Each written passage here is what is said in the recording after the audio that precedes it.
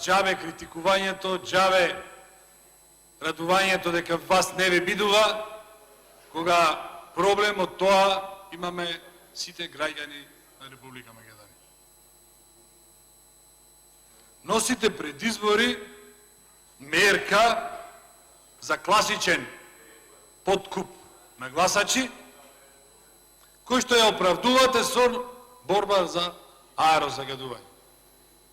Прво, ќе издвојувавте пари од Делем, 10 милиони евра, па после се попишмаривте, како што кажа колегата Велјановски, бидејќи не сте способни, не можете да реализирате ни еден капитален проект и парите ви остануваат во буџетот, а од друга страна кренавте даноци, кренавте акцизи, собравте арач од народот и се како да ги потрошите ви текна соломонско решение по принципот на она што го направивте минатата година со делење на 50 милиони евра на единиците на локална самоуправа, кои што тие понатаму во 4 очи си ги делеа меѓу себе со фирмите на кои што им борчат пари, и затоа замислите законски им беше дозволено да бараат намалување на побарувањата.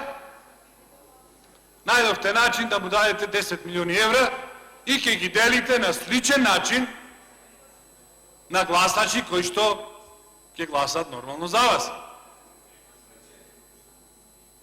Ветувањето кога ќе се одите од врата до врата ќе му биде проектот за инвертер клими е во тек, а имаме евиденција кој како ќе гласат, така да имајте на ум. Тоа ќе ви биде муабетот пред битолчани, пред тетовчани, кичевчани и скопјани.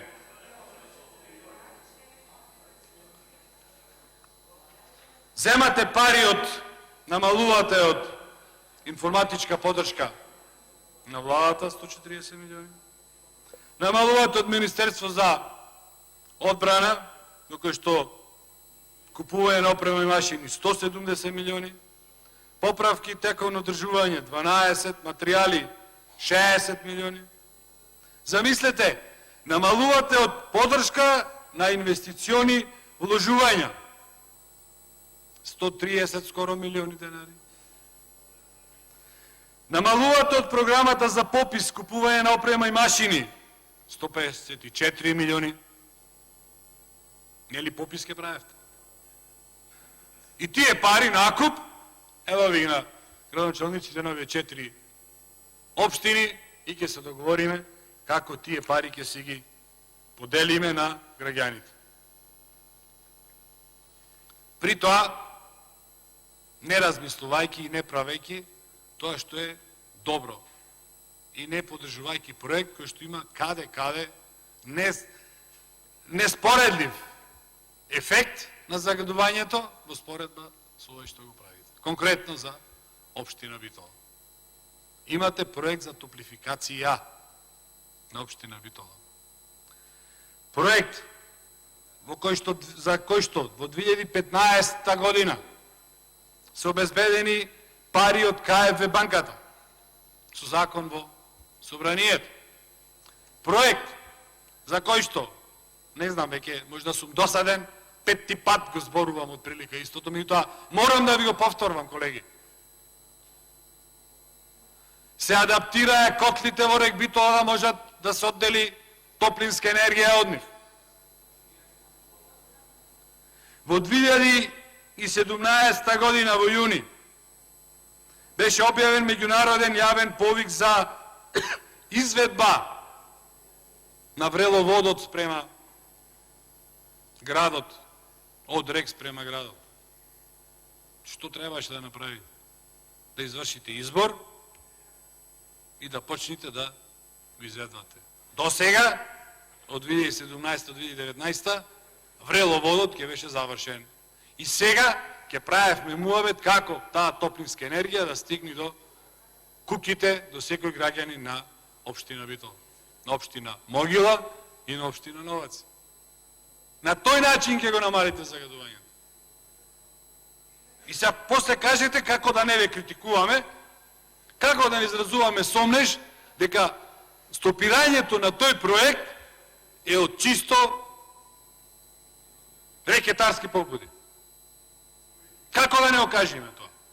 Бидејќи овој проект е комплетно финансиран од КФВ банката и под нивни мониторинг. Тука не можете да имате нати дај ми муавет. Не можете да го викнете изследовачот да му речете, слушај, ова ќе го направиш, ама ќе дојде еден човек со Луи Витон чанта, па ќе треба да се покажеш. Не можете. И како најаво, дај ќе го стопираме, ќе се измислиме проект за субвенција на инвертер клими со дупли профит. Првиот профит ќе влијаеме на гласачите суптилно, ќе ги мотивираме да гласаат за нас, тоа е за вас, ќе добијат 1000 евра на доместок за клима, што треба една стара печка да земат од комшите и да ви ја прикажат дека е нивна. И второт, за увоз на тие инвертер клими ќе имате влијание. Ќе се знае кој ќе ги увези тие инвертер клими.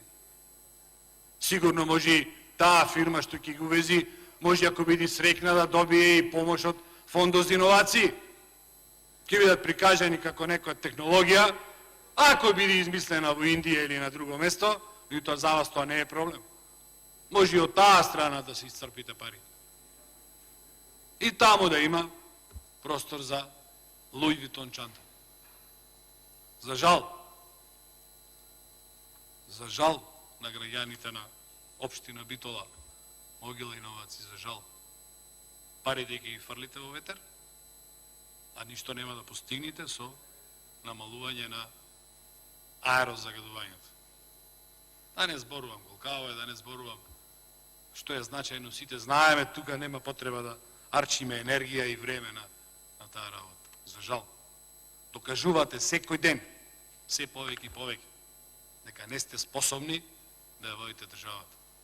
Секој ден докажувате се повеќе и повеќе, дека не работите за интересот на граѓаните.